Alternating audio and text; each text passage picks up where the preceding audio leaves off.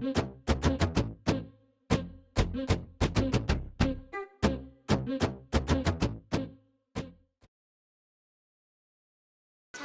안녕하세요. 저는 가장 최근에 나는 왜를 쓴 남다영이라고 하고요.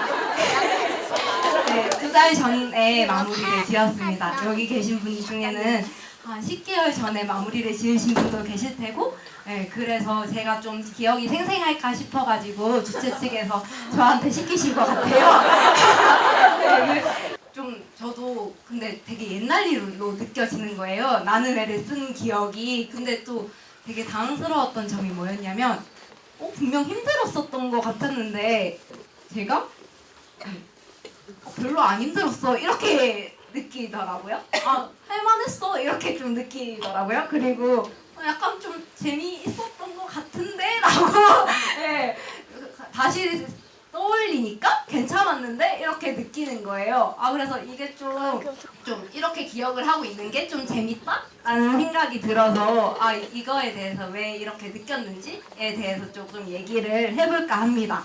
네, 그래서 제가 왜 재미있다고 느꼈을까 했을 때 제일 가장 큰 이유는 좀 될 듯 말 듯 안 돼서였던 것 같아요.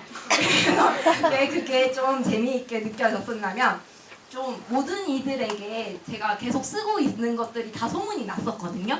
근데 그랬는데 좀 모든 사람들이 생각하기에 제가 조금만 더 하면 될 것 같은데? 이런 마음을 불러일으키게 됐었나 봐요. 근데 안 되는 거죠. 그러니까 다들 옆에서 아직도 안 됐니? 하면서 나한테 가져와봐 이렇게 지나가다가 물으시고 밥 먹다가 물으시고 네, 또 옆에 있는 같이 공부하는 친구들도 막 봐주고 막 계속 그렇게 해줬었던 것 같아요. 네, 그렇게 좀 할 수 있을 거라는 그런 믿음을 계속 받고 네, 또 실망시키고 다음에 또 안 돼가지고 엎으면서도 네, 그렇게 하면서도 또 조금만 더 하면 될 것 같아 이런 그런 마음들을 많이 받아가지고 네, 제가 글을 완성할 수 있었던 게 아니었을까. 그래서 또 재미있는 일화를 시작하자면 제가 이렇게 9월 초쯤에 학술제를 기획하는 자리가 있었거든요. 청년들이랑 선생님들이랑 함께 기획하는 자리가 있었는데 그때 문쌤께서 학술제 때 나는 왜랑 곰쌤 책이랑 이렇게 같이 해가지고 북파티를 할 거다 이렇게 얘기를 했는데 거기서 하시는 말씀이 그래도 다영이 자리는 하나 줘야 되지 않겠니? 이렇게 얘기를 하시는 거예요. 네, 그래서 다들 근데 반응들이 깔깔깔깔 웃으면서 그거 재밌겠다 이렇게 얘기를 하더라고요. 근데 여기서 포인트가 뭐냐면 제가 그때까지도 글을 못 쓰고 있었어요. 그래서 제가 그 자리에 갈 수 있는지 없는지도 모르는데 다들 될 거라고 생각을 하고 그리고 끝까지 이미 이제 학술제 때 하기로 했으니까 그들에게도 이제 책임이 같이 공유가 돼서 할 수 있는 그 원동력이 좀 된 것 같다라는 생각이 좀 듭니다. 그리고 그러면서도 또 되게 믿어주면서도 제가 할 수 있었던 이유가 되게 철저하게 글을 까줘서 가능했던 것 같아요. 그래가지고 이런 코멘트 이것도 문쌤한테서 글을 이렇게 봤었거든요. 근데 내용상은 됐었는데 아직 네 말이 아니어가지고 안 된다 라고 하셨었거든요. 네, 그렇게 좀 끝까지 하나하나 해주고 옆에 있는 친구들도 문장이 주어랑 목적어랑 서술어가 안 맞으면은 가차없이 까주고 이러니까 생각이 이상한 대로 튄다 이러면서 네, 되게 철저하게 옆에서 같이 봐주고 논리가 이상한 것도 처음에는 몰랐었거든요. 근데 그런 것들을 하나하나 짚어주는 과정이 있었기 때문에 네, 할 수 있었던 것 같아요. 그래서 제가 못 쓰고 있었을 때 옆에 지나가는 선생님들도 많이 봐주셨다고 했잖아요. 근데 진짜 저한테는 되게 많은 분들이 이렇게 코멘트를 해주셨는데 다 같은 말로 들렸었어요. 그러니까 이게 분명히 좀 다른 언어를 쓰기는 하는데 이게 왜 말이 안 되는지는 좀 같은 말을 하고 계시는 것 같았거든요. 지금은 약간 그거를 어떻게 설명을 해야 될지 좀 잘 모르겠는데 근데 거기서 같은 말 중에 하나가 뭐냐면 이거는 말이 안 된다라는 거를 말이 안 된다고 하는 거야? 알려주셔가지고 제가 누구나 봐도 그렇구나 나만 이상하구나 알 수 있었던 것 같습니다. 그래서 좀 이 자리를 빌어서 되게 감사하게 느끼고요. 그리고 같이 48명 같이 쓰신 선생님들께 되게 감사한 점 하나는 제가 출판사에 약속한 날보다 더 늦게 쓰게 됐어요. 그게 기간이 계속 글이 안 나와가지고 더 늦어졌었는데 선생님들 글을 편집하느라고 제 글 하나 정도는 기간이 늘어났었거든요. 그래서 선생님들과 함께 써서 제가 글을 끝까지 쓸 수 있었던 것 같습니다. 그래서 좀 감사의 말씀을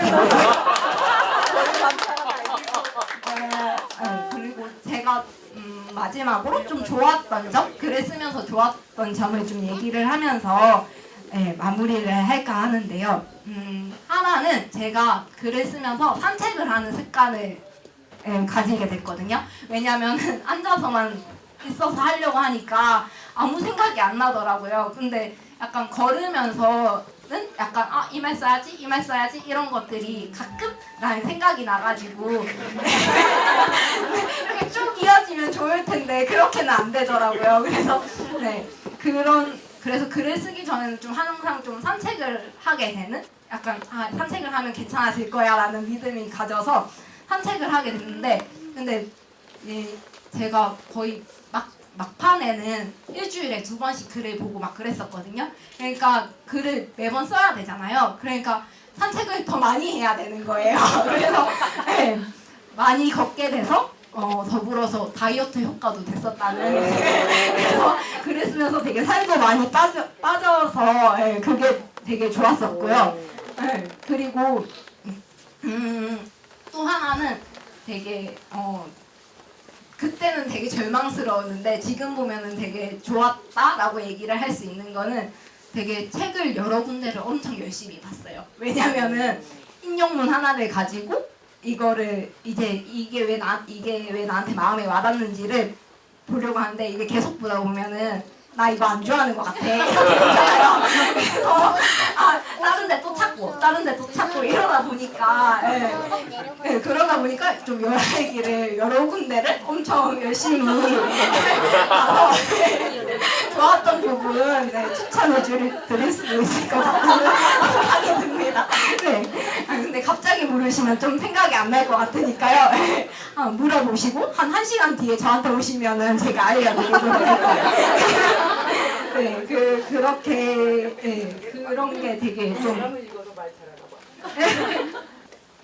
그런 게 좀 저한테는 남는 장사였다라는 생각이 드는 것 같고 그래서 약간 좀 그때는 되게 길이 안 보이고 내가 여기 중에서 못 쓰는 유일한 사람이 되겠구나라는 생각을 했어도 끝까지 쓸 수 있고 나중에 생각했을 때는 재밌는 기억으로 남을 수 있는 그런 사건이라면 사건이 되었었던 것 같습니다. 저는 여기까지 마무리를 짓겠고요. 감사합니다.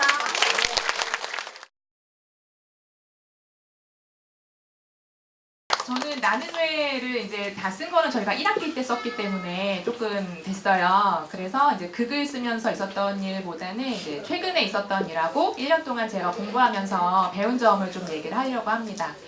이 책 이제 나오고 나서 가장 최근에 이제 재밌었던 일은 되게 오래전에 연락이 끊겼던 친구한테 갑자기 카톡이 왔어요. 책을 사가지고 보는데 거기 네 이름이 있어 너무 신기해 이러면서. 그래서 근데 저희 거라고 이제 어떻게 예상을 했나 봐요. 그래서 맞다고 하면서 너무 반갑게 이제 다시 만나기로 이제 했는데 저는 걔가 놀랐다고 저한테 하는데 저는 사실 더 놀랬던 게 제가 사라고 홍보하지도 않았는데 이 책을 자발적으로 산 사람이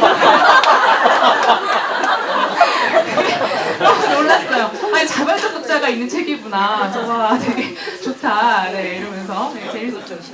책이 나오니까 그 옛날 친구도 다 같이 이렇게 다시 오더라고요. 그래서 그게 요즘에 겪은 가장 좋은 일이었고요. 제가 이제 이 글 쓰면서 이제 생각한 거, 그다음에 지금 공부하면서 이제 배우고 있는 점은 제가 그 나는 왜에 쓴 글의 제목이 뭐냐면 연민으로부터 날아오를 힘이에요. 제 문제의식이 제가 관계에서 강하게 느끼는 연민이거든요. 근데 니체는 연민을 굉장히 비판하는 철학자예요. 그래서 제가 거기서 제 문제의식을 발견을 해서 쭉 글을 쓰고 있는데 1년 동안 나는 왜 그리고 본론의 글들을 쓰면서 지금 날아오르는 게 문제가 아니고 서는 것부터 제대로 안 되고 있다는 것을 굉장히 알게 됐어요. 그러니까 아까 그 곰쌤께서도 강의에서 두 발로 서는 존재라는 것이 감정이라고 하셨는데, 그러니까 두 발로 설 수 있죠, 신체적으로는. 근데 제가 좀 정신적으로 그렇지 않다는 것을 이 책을 통해서 굉장히 이제 많이 알게 됐습니다. 그래서 어떻게 지금 서는 법을 배우고 있는가 말씀을 드리자면 두 가지예요. 첫 번째는 제 삶의 문제를 제 스스로 생각하는 힘을 기르고 있는 것 같아요. 예.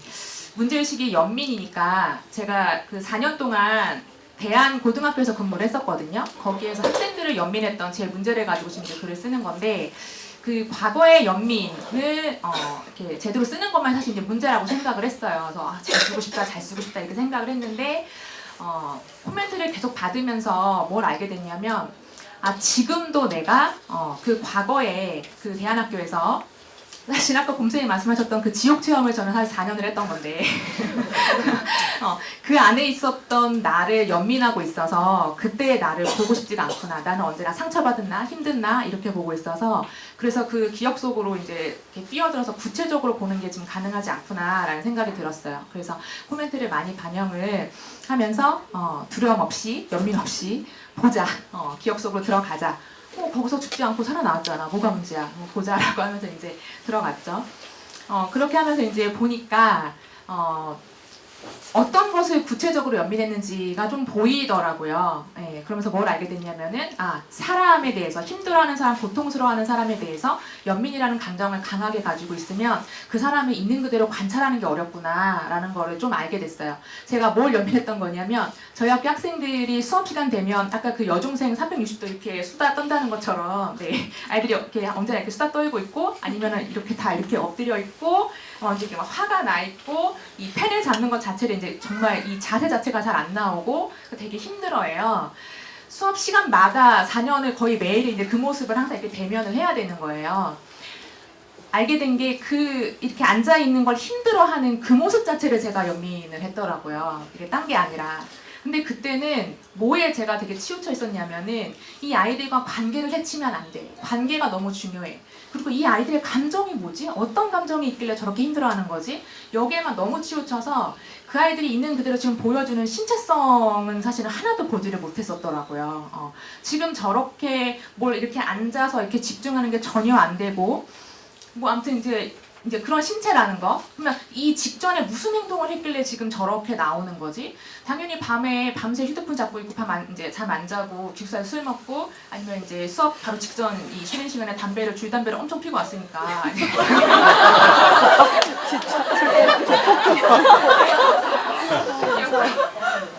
어떤 막대기의 모양의 물건을 잡는다면 이제 이렇게 잡는 거지.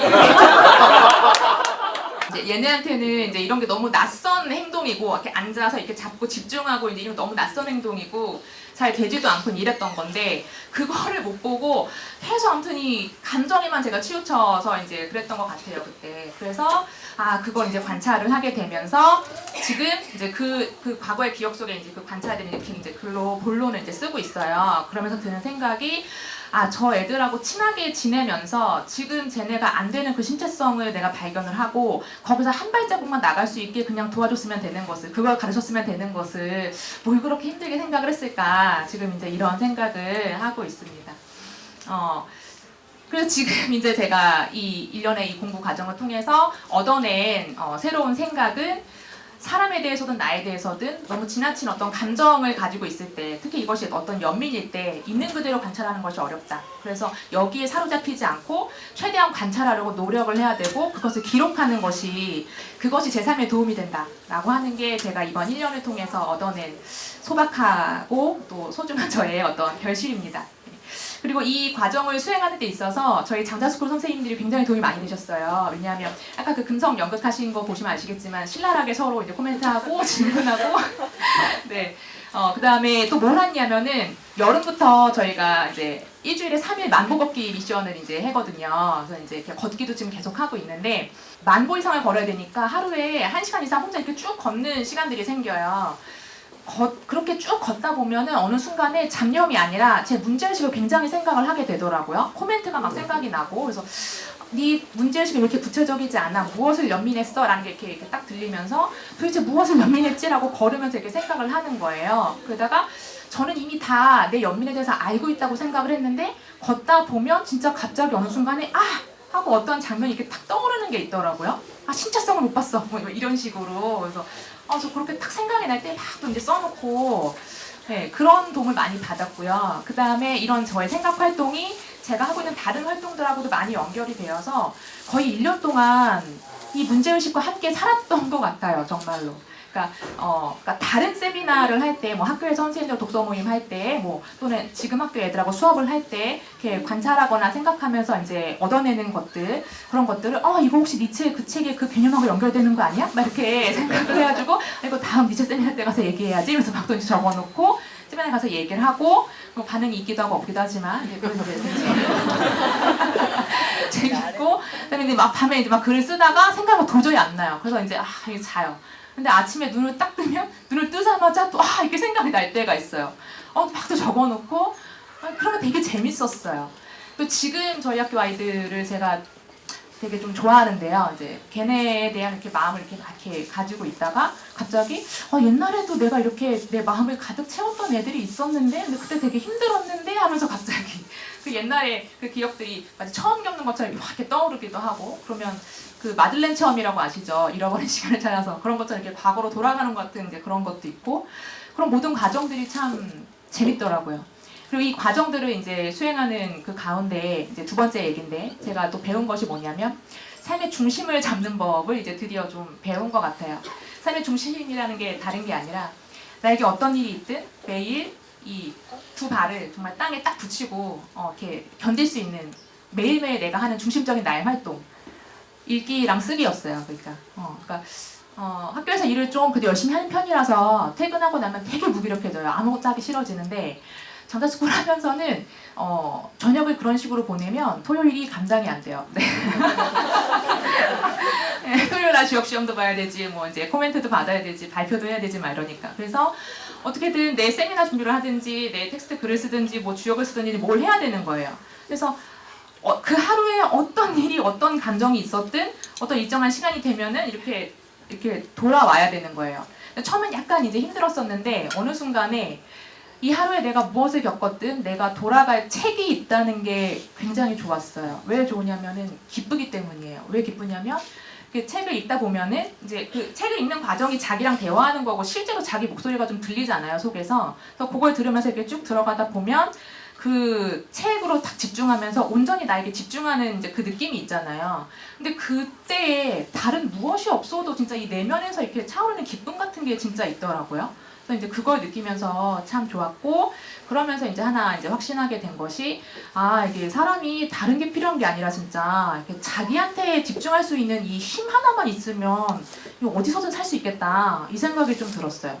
그래서 이제 이 확신이 좀 생겼거든요. 생겨가지고 이걸 이제 학교에서도 애들하고 좀 책을 읽는데 애들이 막 또 읽기 싫어하잖아요. 읽기 싫어하면은 이런 얘기 막 해주는 거예요. 읽을 수 있어야 돼. 막 이러면서 이제 내 얘기를 막 이제 해주고 애들하고 좀 이제 같이 연습을 이제 막 하는 거죠. 책 읽는 연습. 네, 그래서 이번 1년 동안 저는 이제 이런 방식을 제 힘으로 제 문제를 생각하는 방법, 제 삶의 중심을 잡는 방법 이런 것들을 이제 배웠고 이 읽는 힘 그리고 쓰는 힘 이것이 앞으로도 제 삶을 세우고 사람들과의 소통을 열어줄 것이라는 확신이 있어요. 네, 그래서 저는 앞으로도 내년에도 계속 장자스쿨에서 공부합니다. 네.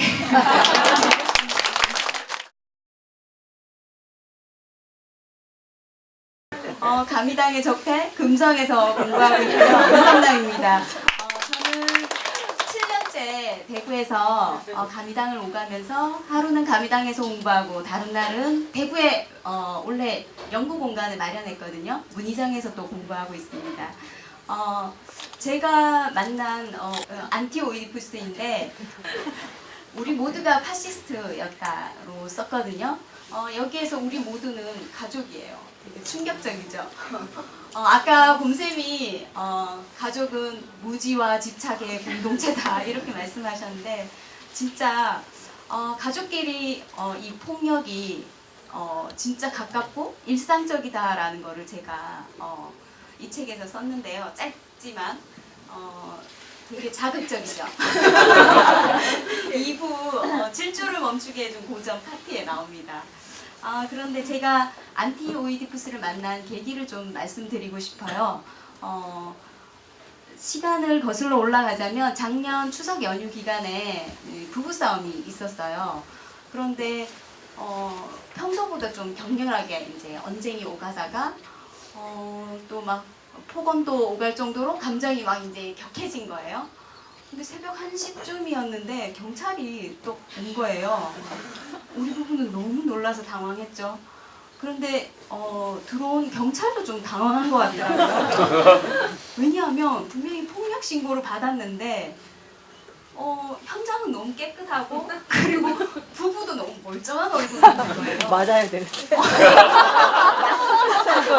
그러니까 저보고 몇 번이나 괜찮겠느냐고 이제 물어보더니 저는 뭐 이제 괜찮다고. 근데 이 사람 좀 밑에 층으로 내려가게 해달라고. 이제 남편이 계속 저랑 이제 언쟁을 하면서 밑에 층으로 안 내려가는 거예요. 저는 이제 2층에서 생활하고 남편은 1층으로 내려가야 되는. 얘 좀 내려가게 해달라고. 이제 그렇게 해서 알겠다고 그렇게 하고 이제 내려갔거든요. 그런데 이제 부부싸움은 흔하게 하죠. 흔하게 하지만 신고를 누가 했느냐 이게 중요하잖아요. 근데 딸이 이제 이 폭력을 멈추라고 신고를 한 거예요. 이렇게 생쇼를 하고 고전을 만난 거예요. 그러니까 당연히 신고를 해준 딸한테 저는 고마운 거죠. 정말 그렇지 않았다라면은 이 가족에 대한 근본적인 질문을 하지 않았을 거고, 그리고 스위트홈에서 예전처럼 그냥 뭐 평범하게 그렇게 살았을 거라고 생각을 해요. 그러니까 우리가 폭풍 같은 질문이 생기지 않으면은 그냥 예전처럼 습관대로 그냥 살아가잖아요. 그러니 이제 저희 그날 이후 우리 부부가 받은 충격도 굉장히 컸지만 이게 반성한다고 넘어갈 문제는 아니었던 거예요. 그래서 이제 이 사건이 있고 나서 제 내부에서 이제 질문이 막 솟아오르는 거죠. 정말 가족이란 게 뭐지?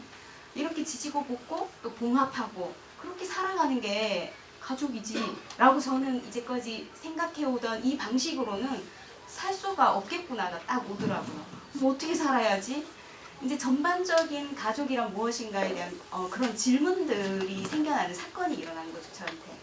근데 사실 남편이나 저는 주변에서 너무 인꼬부부야 할 정도로 스위트해 막 이렇게 할 정도로 평소에 그렇게 싸움을 많이 하는 편도 아니고 그렇게 하고 이제 아이를 제가 막 때린다거나 욕설을 한다거나 이런 행동은 한 적이 없거든요. 그런데 이제 애가 저와 남편에게 느끼는 이 적개심을 이루 말할 수가 없는 거죠. 특히 아빠에게는 같은 공간에 이 공기를 마시고 싶지 않다라는 지경까지 간 거예요. 그러니까 얘가 생각하는 폭력의 범주는 아빠의 시선, 무시하는 발언, 그다음 엄마가 감시하는 말투 이런 것들인 거예요. 제가 우리들이 생각하는 흔히 생각하는 이 폭력의 범주와는 너무 다른 거죠. 되게 혼란스러웠어요. 근데 저도 얘한테 억울한 게 되게 많았어요. 얘는 도대체 부모를 뭘로 알지? 돈 주는 엄마? 돈 주는 엄마? 돈 주는 아빠. 이거 말고 바라는 게 없는 것 같은 거예요. 이런 막 고민을 하고 있던 차에 이제 자연스럽게 안티오이디푸스라는 책이 저한테 이제 연결이 된 거예요. 근데 이 책에서는 벌써 레스 가타리는 이미 1970년에 그때 벌써 이런 핵폭탄이 내장된 가족의 한계를 예견하고 있었던 거예요. 올 한해 이제 이 질문을 가지고 계속 씨름을 하면서 아직도 해결이 난 건 아니에요. 이치를 발견하지는 못했어요. 그렇지만 가족 안에서 우리가 사랑이란 이름으로 얼마나 스토커가 되기도 하고 그리고 또 얼마나 폭력적인 방식으로 지나치게 서로에게 다가가고 있던가를 정말 이제 돌아보게 해준 책이었어요. 그리고 자본주의 욕망에 걸려서 우리 가족 또한 그 한계로 드러난 한 유형이었다라는 거를 이제 알게 된 거죠. 그래서 책을 읽으면 읽을수록 나도 자유로워지고 남편도 자유로워지고 아이도 자유로워지는 공동체. 내가 정말 새로운 가족 윤리를 써야겠다라는, 그래서 이것이 다른 가족에게도 자유를 선물할 수 있는 비전이 되면 참 좋겠다. 이런 게 마음속에서 원래 막 솟아오른 거예요. 대중지성의 출발 지점이 저는 이것이라고 봐요. 저같이 무명씨가 삶의 질문을 던지고 그 질문을 탐구하면서 씨름하다가 내가 자유로워지고 그리고 다른 이에게도 그 길을 알려주는 것. 그것만큼 곰쌤이 말씀하신 대로 고귀한 길이 없는 것 같아요. 그래서 이제 선생님이 늘 강조하신 양심과 구도와 밥벌이로서의 글쓰기 비전. 이 길에 저도 이제 동참하게 된 거잖아요. 그래서 너무 기쁘고, 그래서 엄청 특별히 들어와. 진짜 기뻐요. 그래서 대중지성, 나는 왜 이 고전을이 이 한 권으로 끝나는 것이 아니라 대중지성 무명씨들도 고전을 만나서 삶의 질문을 던지면서 탐구해가면서 이 릴레이가 정말 계속 이어질 수 있으면 참 좋겠다라는 또 새로운 비전을 제가 가지게 됐습니다. 감사합니다.